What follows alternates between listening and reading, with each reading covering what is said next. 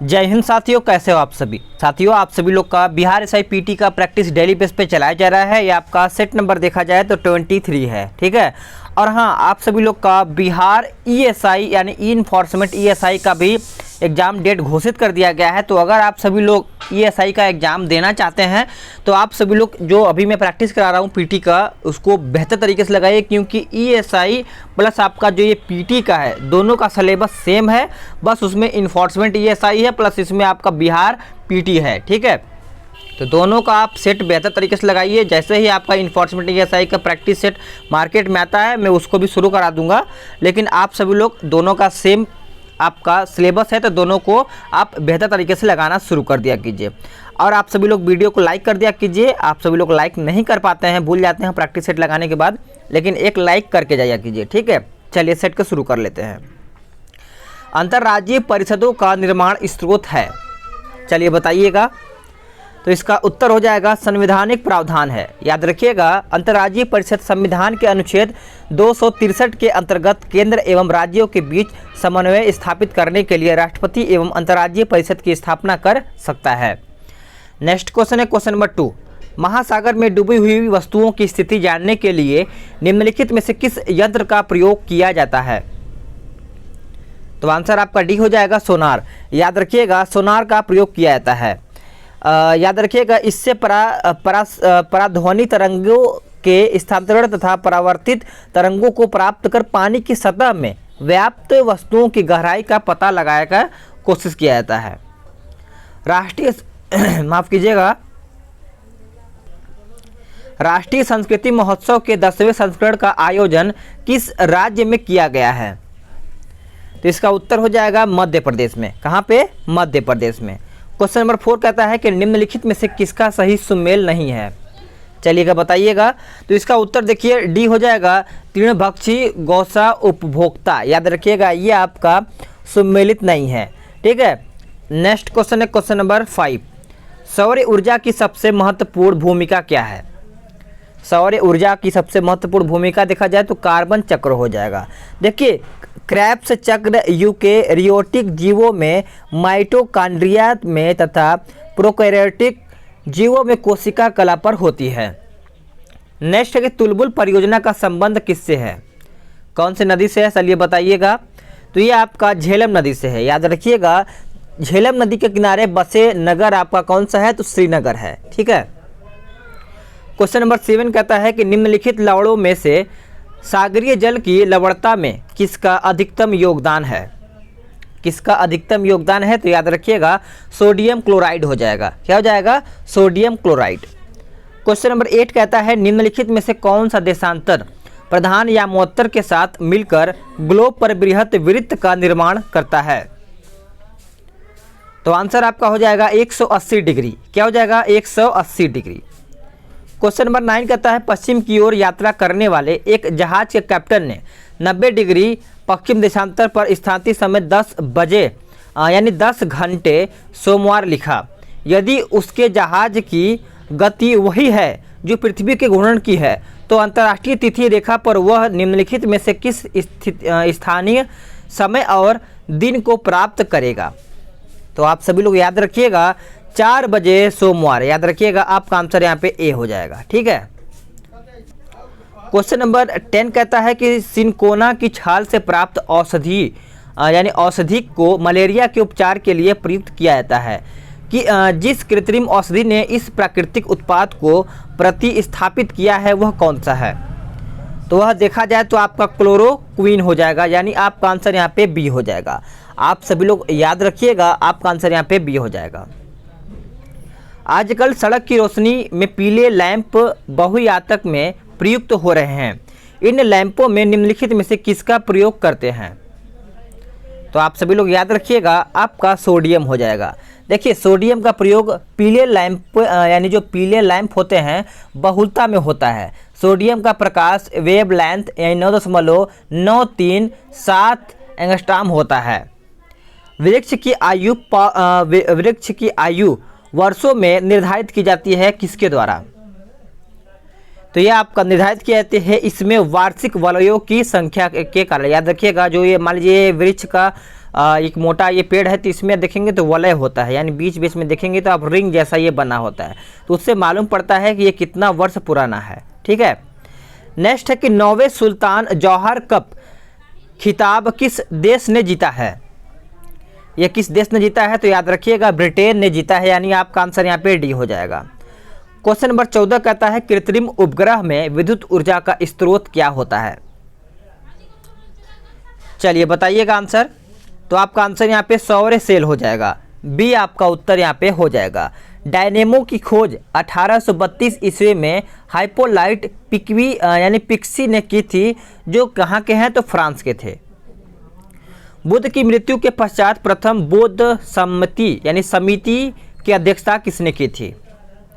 तो correct answer आपका महाकश्यप के द्वारा यह किया गया था। आप सभी लोग याद रखिएगा। अजातशत्रु का अगर उपनाम देखा जाए तो कुड़िक था। ठीक है, भारत में अंग्रेजों के समय में प्रथम जनगणना हुई थी कब? कौन से काल में हुआ था? तो याद रखिएगा लॉर्ड मेयो के कार्यकाल में हुआ था, यानी आपका आंसर यहाँ पे सी हो जाएगा। क्वेश्चन नंबर 17 कहता है कि दलित वर्गों का संघ स्थापित किया गया था किसके द्वारा? तो यह आपका किया गया था डॉक्टर बी.आर. अंबेडकर के द्वारा। आप सभी लोग याद रखिएगा डॉक्टर बी.आर. अंबेडकर दलितों का सबसे बड़ा नेता थे। महान सत्याग्रह का संबंध डॉक्टर अंबेडकर से ही है। सर थॉमस मुनरो भू राजस्व बंदोबस्त से संबंध हैं।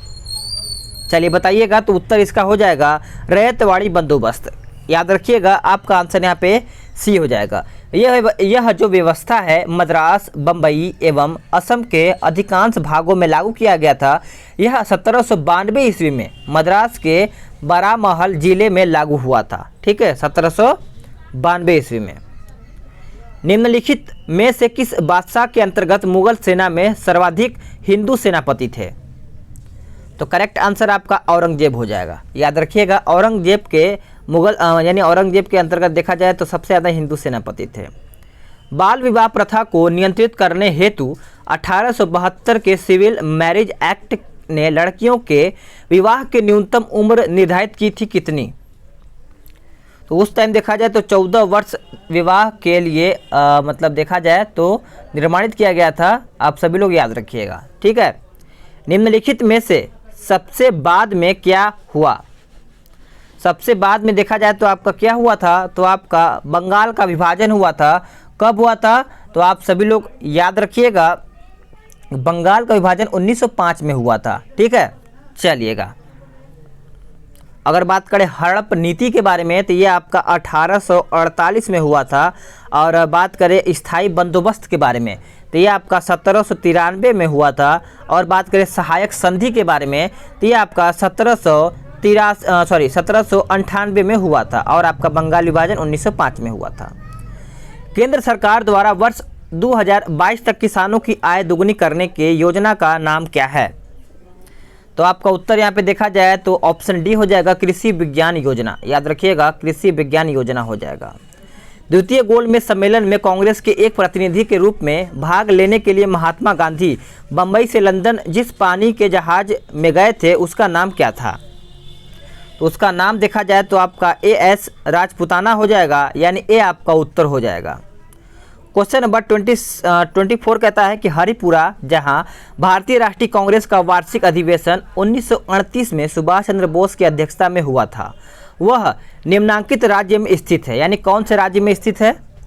तो ये आपका देखा जाए तो गुजरात राज्य में स्थित है। आप सभी लोग याद रखिएगा। ठीक है, नेक्स्ट क्वेश्चन है कि भारतीय राष्ट्रीय आंदोलन पर इंडियन स्ट्रगल नामक पुस्तक किसने लिखी, यानी लिखी गई थी किसके द्वारा? तो ये लिखा गया था सुभाष चंद्र बोस जी के द्वारा। आप सभी लोग याद रखिएगा। देखिए पट्टाभी सीतारामैया की कृति क्या है? कांग्रेस का इतिहास है। आप सभी लोग याद रखिएगा। डिस्कवरी ऑफ इंडिया देखा जाए तो जवाहरलाल नेहरू का है। लोकसभा याद रखिएगा कहता है लोकसभा की बैठक समाप्त की जा सकती है किसके द्वारा? तो ये आपका उपयुक्त सभी के द्वारा, यानी स्थगन, विघटन, सत्रावसान के द्वारा स्थगित किया जा सकता है। हाल ही में अंतर्राष्ट्रीय पदक जीतने वाले जेरेमी लालरिंगुमा निम्नलिखित किस खेल से जुड़े हुए हैं? तो देखा जाए तो उत्तर आपका भारोत्तोलक हो जाएगा, यानी आपका आंसर यहाँ पे डी हो जाएगा। भारत की संचित निधि से धन निर्गम पर किसका नियंत्रण होता है? तो देखिए उसका उत्तर देखा जाए तो महानियंत्रण तथा महालेखा परीक्षक का हो जाएगा, यानी आपका आंसर यहाँ पे देखा जाए तो डी हो जाएगा। ठीक है, नोट करते चलिएगा सभी लोग। क्वेश्चन नंबर 29 पे आते हैं कि संविधान के किस अनुच्छेद के अंतर्गत धन विधेयक को परिभाषित किया गया है। तो ये आपका परिभाषित किया गया है 110 के अनुसार। 109 अगर पूछा जाए तो आप मारिएगा कि अनुच्छेद 109 में धन विधेयक के संबंध में विशेष प्रक्रिया कहा गया है, और अनुच्छेद 11 में विधेयकों पर अनुमति से संबंधित हस्ताक्षर के बारे में कहा गया है। ठीक है, नेक्स्ट क्वेश्चन है 30, कहता है निम्न कथनों पर विचार कीजिए, निम्न कथनों पर विचार करके बताना है। तो इसका आंसर देखा जाए तो आपका आंसर यहाँ पे ए हो जाएगा, यानी जस्टिस गुलजार अहमद ने पाकिस्तान के 27वें मुख्य न्यायाधीश के रूप में 21 दिसंबर 2019 को शपथ ली थी। दूसरा कहता है कि जस्टिस गुलजार अहमद को जस्टिस अहमद आसिफ खोसा की जगह नया मुख्य न्यायाधीश की नियुक्त किया गया था। तीसरा कहता है कि गुलजार अहमद का कार्यकाल 21 फरवरी 2022 तक रहेगा। ठीक है, आप सभी लोग याद रखिएगा। महरौली लौह स्तंभ में चंद्र का तात्पर्य सामान्यतः किस शासक से लिया जाता है। तो इसका उत्तर देखा जाए तो आपका चंद्रगुप्त सेकंड हो जाएगा। आप सभी लोग याद रखिएगा। भारत में संविधान सभा गठन किसकी अनुशंसा से किया गया था। तो ये आपका किया गया था कैबिनेट मिशन के योजना के तहत। याद रखिएगा, आपका आंसर यहाँ पे सी हो जाएगा। देखिए कैबिनेट मिशन 1946 ईस्वी प्रधानमंत्री एटली ने 15 फरवरी 1946 को भारतीय संविधान सभा की स्थापना एवं तत्कालीन ज्वलंत समस्याओं पर भारतीयों से विचार विमर्श के लिए कैबिनेट मिशन को भारत भेजने की घोषणा की थी। नेक्स्ट क्वेश्चन है क्वेश्चन नंबर 33, कहता है कि संविधान सभा के सदस्यों का निर्वाचन किस आधार पर किया गया है। तो ये आपका किया गया है जनता द्वारा प्रत्यक्ष निर्वाचन के आधार पर। आप सभी लोग याद रखिएगा, बी आपका उत्तर यहाँ पे हो जाएगा। संविधान के आधारभूत उद्देश्यों एवं लक्ष्यों का संविधान के किस भाग में वर्णन किया गया है। तो इसका उत्तर देखा जाए तो प्रस्तावना हो जाएगा। आप सभी लोग याद रखिएगा, प्रस्तावना का विचार अमेरिका से लिया गया है। सूची 1 और सूची 2 को सुमिलित करके बताना है। तो देखिए इसका आंसर आपका याद होना चाहिए। 35 का आंसर क्या हो जाएगा, चलिए बताइएगा। तो कार्बेट राष्ट्रीय उद्यान आपका कहाँ पे है। कार्बेट राष्ट्रीय उद्यान ये आपका देखा जाए तो उत्तराखंड में है। और सरिस्का वन्यजीव अभ्यारण्य ये बताइएगा आप सभी लोग, ये आपका देखा जाए तो राजस्थान में है, यानी तीसरे में चला जाएगा। और बांधवगढ़ राष्ट्रीय उद्यान ये आपका कहाँ पे है, ये आपका एमपी में है, मध्य प्रदेश का जो आपका बचता है बांदीपुर कर्नाटक में। नेक्स्ट क्वेश्चन है कि निम्नलिखित में से कौन सम्मिलित है। इनमें से कौन सा सम्मिलित है। तो आपका आंसर यहाँ पे बी हो जाएगा, अरुणाचल प्रदेश ईटानगर। याद रखिएगा। पाल घाट दर्रा निम्नलिखित में से किस किस के मध्य स्थित है। तो पाल घाट दर्रा देखा जाए तो नीलगिरी और कोरोमंडल के आपका देखा जाए तो आंसर यहाँ पे हो जाएगा। पाल घाट दर्रा नीलगिरी और कोरोमंडल के बीच में स्थित है। निम्नलिखित नदियों में से कौन सी नदी डेल्टा नहीं बनाती है। तो डेल्टा देखा जाए तो आपका ताप्ती नदी हो जाएगा। ठीक है, याद रखिएगा। जोजिला दर्रा किस राज्य में है। जोजिला दर्रा आपका किस राज्य में है। तो याद रखिएगा जम्मू एवं कश्मीर राज्य में है। ठीक है, अगर हिमाचल में पूछा जाए तो आपका सिप किला, रोहतांग एवं बड़ा लाचा हो जाएगा। नेक्स्ट क्वेश्चन है कि भारत के दक्षिणी पठार का उच्चतम बिंदु स्थित है किसमें। तो ये आपका स्थित है अन्नामलाई में। आप सभी लोग याद रखिएगा, आंसर आपका यहाँ पे डी हो जाएगा। दक्कन का पठार महाराष्ट्र राज्य में है। यह ज्वालामुखी बेसाल्ट चट्टानों का बना हुआ है। भारत की राष्ट्रीय आय का अनुमापन करने वाला अभिकरण कौन सा है। तो करेक्ट आंसर आपका CSO हो जाएगा। आप सभी लोग याद रखिएगा। क्वेश्चन नंबर 42 कहता है कि हाल ही में भारत सरकार की ओर से शुरू किए गए भारतीय पोषक एंथेम के रचनाकार कौन है। तो आंसर आपका प्रसून जोशी हो जाएगा। याद रखिएगा, डी आपका सही उत्तर हो जाएगा। विश्व बैंक की उदार ऋण प्रदान करने वाली खिड़की किसे कहा जाता है। तो खिड़की देखा जाए तो अंतर्राष्ट्रीय विकास संघ यानी IDA को कहा जाता है। आप सभी लोग याद रखिएगा। अगर इसका गठन पूछा जाए तो आप 1960 मारिएगा। ठीक है, और इसका मुख्यालय वाशिंगटन में है। नेक्स्ट क्वेश्चन है कि निम्नलिखित किस राज्य में पुरुष हॉकी विश्व कप 2023 का आयोजन प्रस्तावित है। चलिए बताइएगा। तो इसका उत्तर देखा जाए तो आपका आंसर यहाँ पे उड़ीसा हो जाएगा। नोट करते चलिएगा सभी लोग। क्वेश्चन नंबर 45, निम्नलिखित में से किस किस्म के कोयले में कार्बन की मात्रा अधिकतम पाई जाती है? तो उत्तर इसका एंथ्रेसाइट हो जाएगा। आप सभी लोग याद रखिए, एंथ्रेसाइट में सबसे ज़्यादा कार्बन की मात्रा पाई जाती है। लिग्नाइट में कार्बन की मात्रा देखा जाए तो 65 से 70% होता है।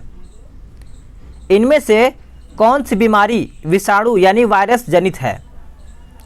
तो उत्तर आपका हो जाएगा हेपेटाइटिस। याद रखिएगा, हेपेटाइटिस उत्तर हो जाएगा आप सभी लोग का। नागासाकी पर गिराए गए बम में किसका प्रयोग किया गया था? तो इसका उत्तर हो जाएगा प्लूटोनियम का प्रयोग किया गया था। आप सभी लोग याद रखिएगा, इसे PU से भी दर्शाया जाता है, आप सभी लोग को याद होना चाहिए। निम्नलिखित में से कौन सा भौतिक परिवर्तन है?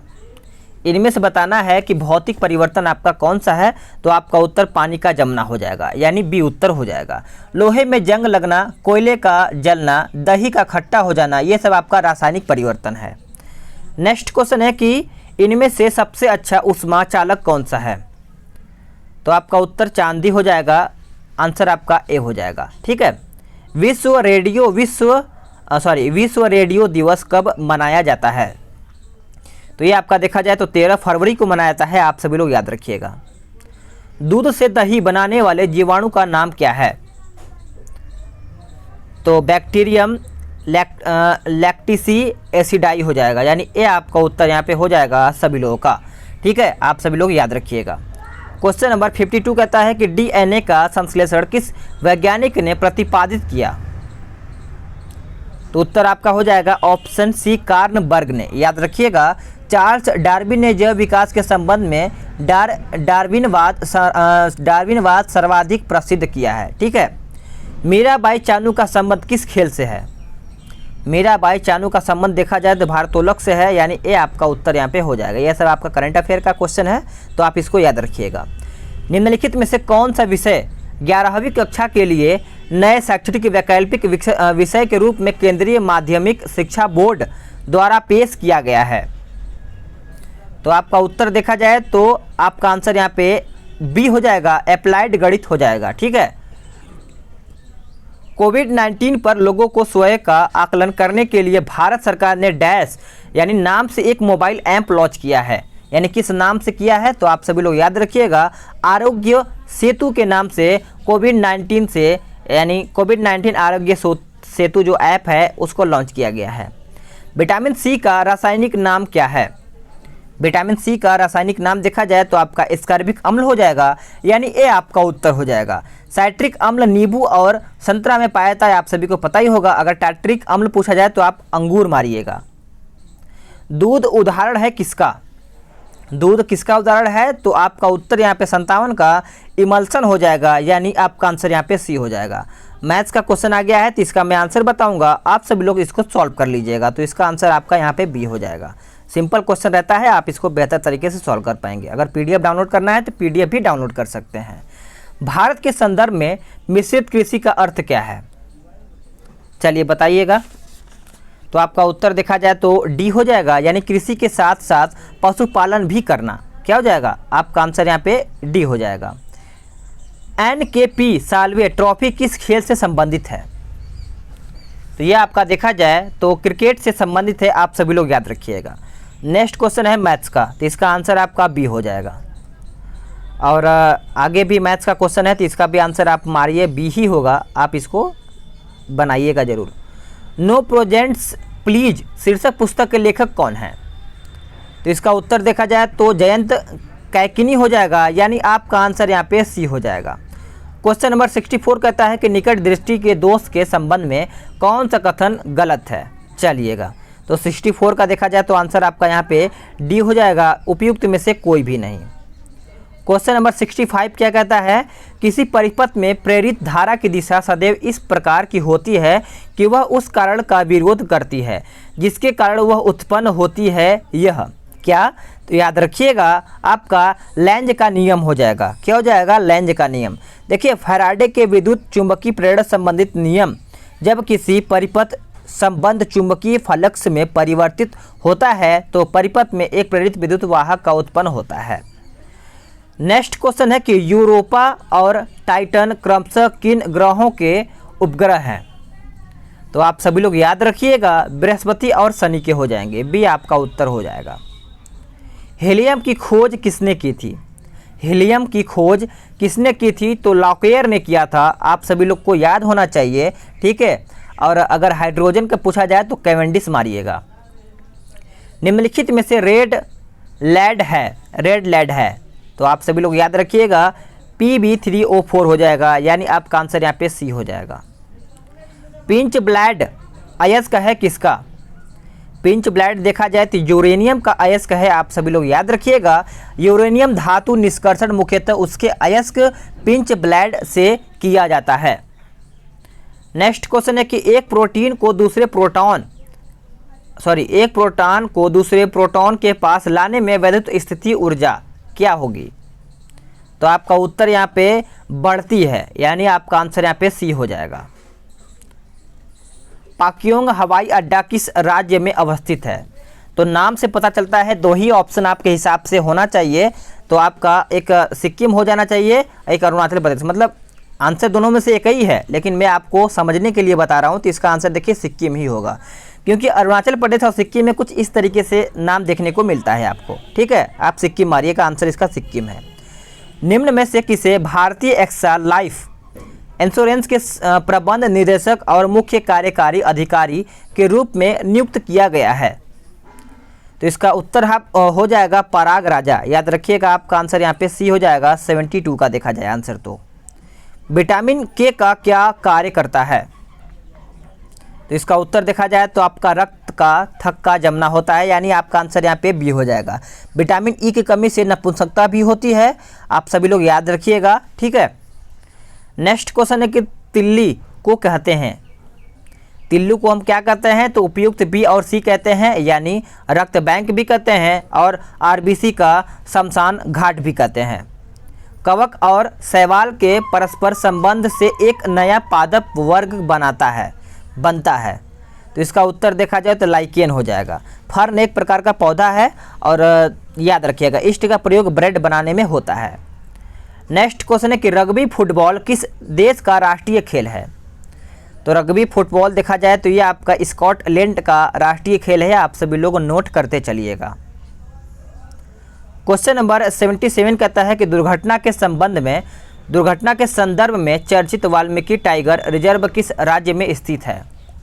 तो ये आपका देखा जाए तो बिहार में स्थित है। बिहार का एक भी क्वेश्चन अगर आता है तो इसको आपको छोड़ना नहीं है, उसको रट जाना है। भारतीय स्टेट बैंक के चेयरमैन कौन हैं? भारतीय स्टेट बैंक के चेयरमैन देखा जाए तो रजनीश कुमार हो जाएंगे, आप सभी लोग याद रखिएगा। नेक्स्ट क्वेश्चन है कि UN economic and social survey of India social survey of Asia and Pacific के अनुसार वित्त वर्ष 2020-21 के अनुसार 2020-21 के लिए भारत का जीडीपी का पूर्वानुमान कितना है? तो इसका उत्तर देखा जाए तो 4.8% हो जाएगा। बम्बू नृत्य निम्नलिखित में से किनका आदिवासी नृत्य है? तो आप सभी लोग को पता ही होगा, अगर नहीं पता है तो कुर्की एवं नगांव का है, आप सभी लोग याद रखिएगा। विश्व मानवाधिकार दिवस किस दिन मनाया जाता है? विश्व मानवाधिकार दिवस किस तारीख को मनाया जाता है? ये आपका 10 दिसंबर को मनाया जाता है। अगर आपका 24 अक्टूबर पूछा जाए तो संयुक्त राष्ट्र दिवस मारिएगा। अगर आपका देखा जाए 27 सितंबर पूछा जाए तो आप क्या मारेंगे? विश्व पर्यटन दिवस, ठीक है। ओलंपिक संकेत के बारे में सही तथ्य नहीं है, तो आपका उत्तर यहाँ पे 82 का देखा जाए तो डी हो जाएगा। यह संकेत सफ़ेद कपड़े के झंडे पर बना होता है जो जैतून की 2 शाखाओं से घिरा होता है, ठीक है, ये आपका नहीं है। एमबी लाल समिति का संबंध किस क्षेत्र से है? तो इसका उत्तर क्या हो जाएगा? याद रखिएगा तेल कंपनियों द्वारा सुरक्षा दिशा निर्देशों के पालन, आपका आंसर यहाँ पे डी हो जाएगा। वाटरलू के युद्ध 1815 के किस महान योद्धा का अंतिम रूप से पतन हुआ? तो करेक्ट आंसर आपका देखा जाए 84 का तो ऑप्शन ए हो जाएगा, नेपोलियन बोनापार्ट। आप सभी लोग को पता ही होगा 1804 ईस्वी में नेपोलियन फ्रांस का सम्राट बना था, ठीक है। नेक्स्ट क्वेश्चन है कि कौन सा जोड़ा सुमेलित नहीं है? चलिए बताइएगा इनमें से कौन सा जोड़ा है जो आपका सुमेलित नहीं है। चलिए 85 देख लेते हैं, कौन सा जोड़ा सुमेलित नहीं है? तो चलिए बताइएगा 85 का उत्तर क्या हो जाएगा। तो देखिए 85 का उत्तर देखा जाए तो आपका डी हो जाएगा, गरीब नवाज जैन उल अबिदीन। ये आपका गलत हो जाएगा, ठीक है। आप सभी लोग याद रखिएगा, ये आपका उत्तर यहाँ पे गलत हो जाएगा। गरीब उल अबिदीन को कश्मीर का अकबर कहा जाता है। नेक्स्ट क्वेश्चन है कि निम्नलिखित में से कौन सी भरतनाट्यम की प्रसिद्ध नृत्यांगना नहीं है। तो उत्तर आपका देखा जाए तो डी हो जाएगा, सावेरी बहनें, नयना, सुवर्ग, रंजना और दर्शना, ठीक है। निम्नलिखित में से कौन सी एल्यूमिनियम कंपनी नहीं है।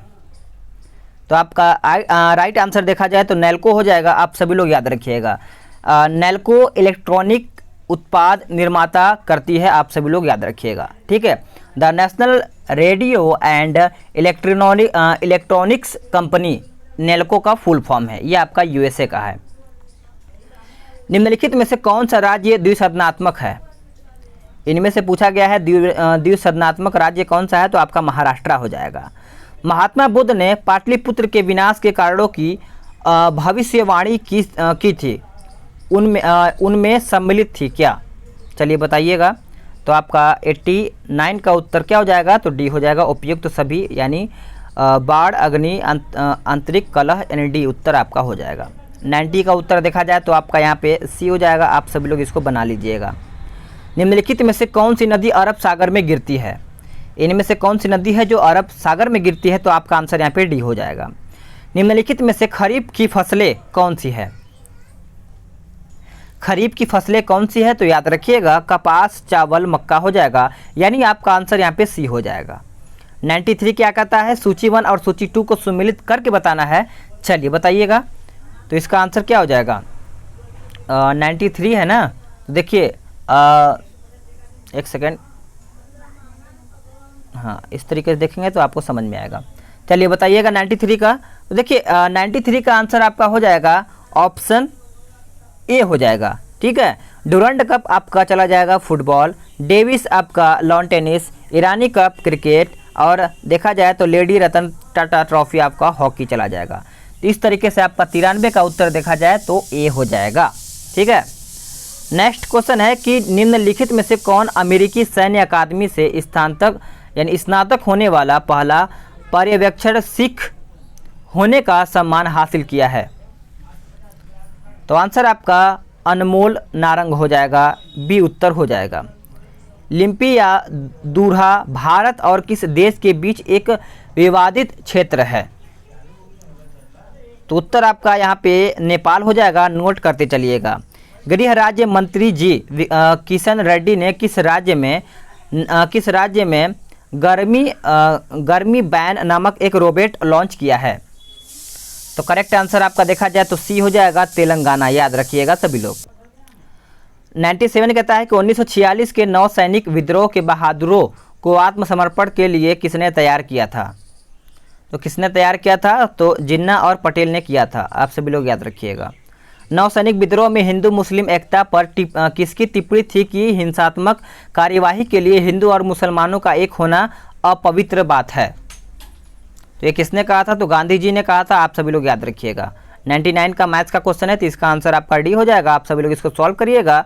और 100 का क्वेश्चन आपको कमेंट बॉक्स में बताना है कि भारत विभाजन के समय विभाजन काउंसिल का अध्यक्ष कौन था। सभी का मैं कमेंट देखूंगा कौन कितना कमेंट सही करता है और किसका क्वेश्चन अभी तक इन 100 प्रश्न में से सही हुआ है।